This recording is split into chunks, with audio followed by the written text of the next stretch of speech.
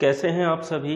मैं मनीष मिश्रा आपका नए निर्माण जीएस एकेडमी चैनल में स्वागत करता हूं और आज हम इतिहास के दूसरे लेक्चर को लेकर के प्रेजेंट हुए हैं, जिसमें मैं आपके सामने चर्चा कर रहा हूं इतिहास को जानने के जो स्रोत हैं उनके बारे में।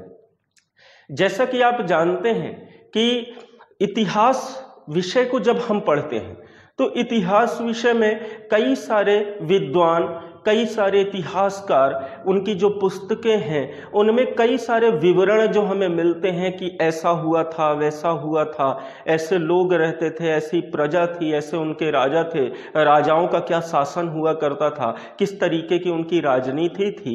तो इन सब चीज़ों की जानकारी जो है हमें कैसे प्राप्त होती है, इसी वजह से मैं इतिहास के स्रोत के बारे में आपको बताता हूँ, जिससे बड़े बड़े विद्वान, बड़े बड़े इतिहासकार जो है अपने इतिहास विषय को लेकर के उसकी जानकारी देते हैं।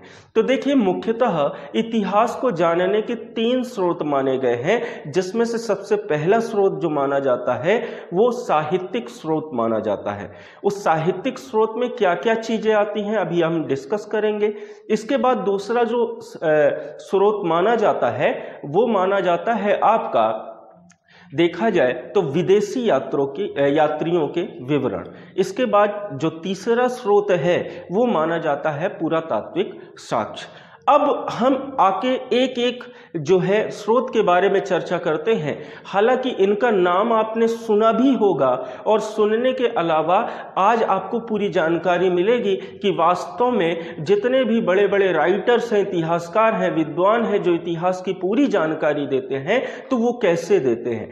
एक्चुअल में ये वेद ग्रंथ, इन सबको पढ़ने के पश्चात जितनी भी इतिहास की जो जानकारी हमें मिलती है उसकी संपूर्ण जानकारी को या तो अपनी पुस्तक में लिखते हैं या उसके बारे में बताते हैं। तो जैसा कि आप देख रहे होंगे कि सबसे पहला जो हमारा साहित्यिक स्रोत आता है, उस साहित्यिक स्रोत में कौन कौन सी चीजें आती हैं। साहित्यिक स्रोत में आप देख रहे होंगे वेद, यानी कि जो हमारे इतिहास में इनका उल्लेख मिलता है कि 4 वेद थे।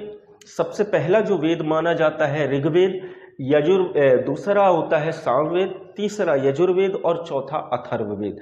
इन चारों वेदों से हमें क्या मिलती है, जानकारी मिलती है भारतीय इतिहास की। इसके अलावा पुराण भी आपने सुना है।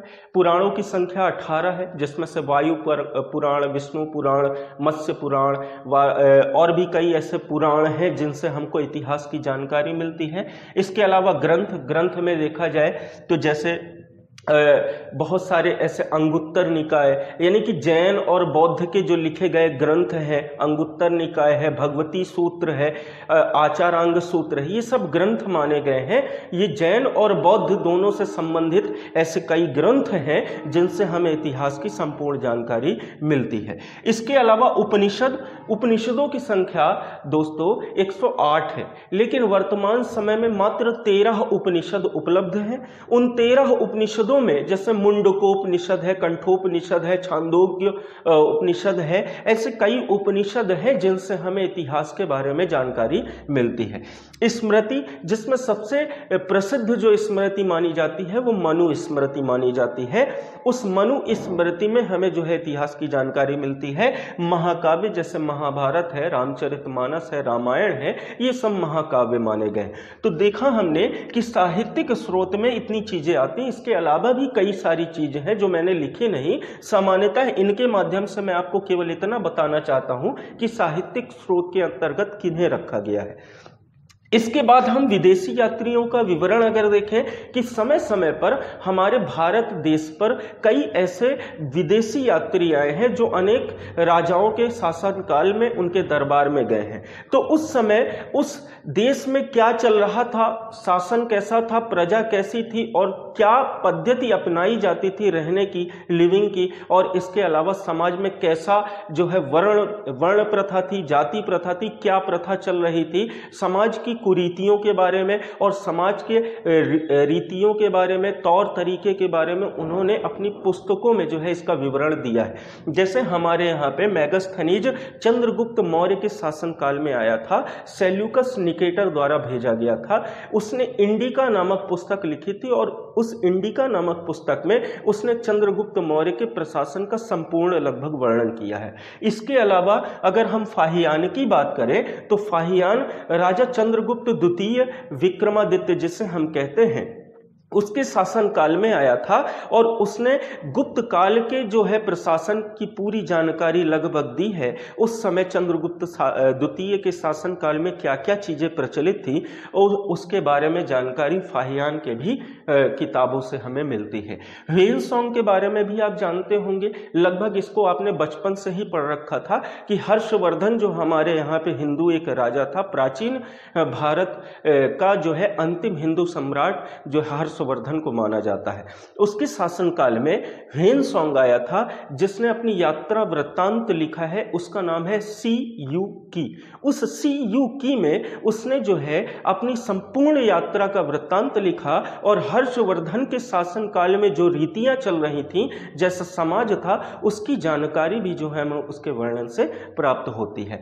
अलबरूनी, उतबी, बेहाकी, इब्न बतूता, अमीर खुसरो, ये लगभग मध्यकालीन भारत के समय में आए हुए विदेशी यात्री थे जिन्होंने उस समय जो हमारे भारत में अरबों का आक्रमण हुआ, तुर्कों का आक्रमण हुआ, कई ऐसे राजा थे, कई ऐसे सुल्तान थे जो उस समय पे शासन कर रहे थे, तो उनकी दरबार में ये प्रमुख कवि के रूप में रहे हैं और प्रमुख कवि के साथ साथ इन्होंने उसकी संपूर्ण जानकारी, उनकी प्रजा, उनके सल्तनत के बारे में जानकारी इनके देखा जाए तो लेखों से मिलती है और इनकी किताबों से मिलती है। तो इस प्रकार से हमने विदेशी यात्रियों के विवरण को भी देखा कि किस तरीके से विदेशी यात्रियों के विवरण से हमें भारतीय इतिहास की जानकारी प्राप्त होती है। तीसरा जो आता है पुरातात्विक साक्ष्य।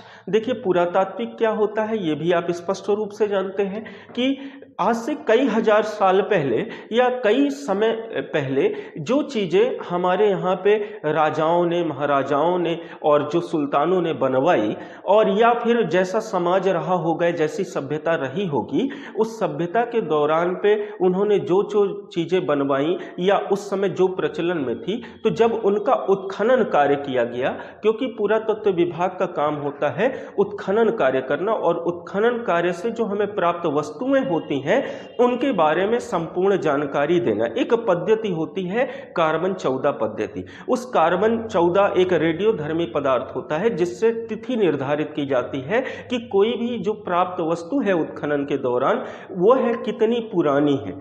तो वो जानकारी हमें किससे प्राप्त होती है? तो वो जानकारी कार्बन 14 रेडियोधर्मी पदार्थ जो कि तिथि निर्धारित करता है उससे। तो हम पुरातात्विक साक्ष्य में देख रहे हैं कि पुरातात्विक साक्ष्य में आखिर क्या क्या चीजें थीं जो प्रचलित हुई। तो सबसे पहला सिक्के। उत्खनन कार्य के दौरान पे कई सारे सिक्के प्राप्त हुए मौर्य काल के और गुप्त काल के, तो जिससे ये प्रमाणित तो होता है कि हमारे यहाँ पे इस तरह के सिक्कों का प्रचलन था। सल्तनत काल से भी जो है कई सारे सिक्के प्रचलित हुए हैं। इसके अलावा औजार, जो पाषाण काल के समय में पत्थरों का प्रयोग करके जो औजार बनाए गए थे, जो आदि मानव प्रयोग करते थे, तो खुदाई के दौरान, उत्खनन के दौरान उनके भी अवशेष प्राप्त होते हैं। जैसे हमारे मध्य प्रदेश के भीमबेटका रायसेन जिले में जो स्थित है, तो वहां से भी प्राप्त होते हैं। कई ऐसे क्षेत्र हैं, नावदा टोली है, जहां से नवपाषाण काल और पूरा पाषाण काल के लगभग अवशेष प्राप्त हुए। इसके बाद अभिलेख की बात करें तो अभिलेख की जो बात करते हैं, जैसे अभिलेख में सबसे जो प्रसिद्ध अभिलेख आते हैं वो अशोक के आते हैं। अशोक मौर्य काल का सबसे प्रसिद्ध राजा रहा है, चंद्रगुप्त का नाती जिसे हम कह सकते हैं, क्योंकि चंद्रगुप्त मौर्य का जो बेटा था वो बिंदुसार था और बिंदुसार का बेटा अशोक था। अशोक जो कि 99 भाइयों की हत्या करके राजगद्दी को प्राप्त किया था, उसी ने बाद में बौद्ध धर्म को अपनाया। जब उसका हृदय परिवर्तन हो गया तो उसने कई सारे अभिलेख जो है बनवाए, लिखवाए, जिसमें से शिलालेख, गुम्फा लेख, ऐसे कई सारे आते हैं। और एक अभिलेख की अगर हम बात करें तो हाथी गुम्फा अभिलेख, जो कि कलिंग राजा खारवेल ने बनवाया था, उड़ीसा में जो हमें प्राप्त हुआ है। अगर मैं बता दूं आपको, उदयगिरी से लगभग जो है उड़ीसा में एक स्थान है उदयगिरी, वहां से जो है प्राप्त होता है हाथी हाथी गुम्फा अभिलेख, जिसमें हमारे देश का नाम जो है भारत मिलता है।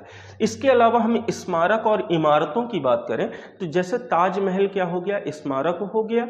और यहाँ पे अगर महल, मंदिर, मस्जिद, कई सारे मंदिर हैं, जैसे तिरुपति बालाजी मंदिर है, पद्मनाभ स्वामी मंदिर है, और हमारे यहाँ पे जो है दिल्ली में आप देख सकते हैं कि अक्षरधाम एक मंदिर है जो कि सबसे बड़ा माना जाता है। मस्जिद में जैसे दिल्ली की जामा मस्जिद है, मोती मस्जिद है, और भोपाल की ताजुल मस्जिद है। तो ये सब कई समय पहले बनवाए गए थे महाराजाओं, राजाओं द्वारा, सुल्तानों द्वारा। इसके अलावा स्मारक इमारतें, ताजमहल हो गया, लाल किला हो गया, कई ऐसे जगह जगह पर महल हैं जो हमें प्राप्त हुए हैं। तो दोस्तों, इस तरीके से ये पुरातात्विक साक्ष्य भी हैं जिनके माध्यम से हमें इतिहास की जानकारी प्राप्त होती है। तो अगले वीडियो में अगली स्लाइड में हम देखते हैं सिंधु घाटी सभ्यता के बारे में।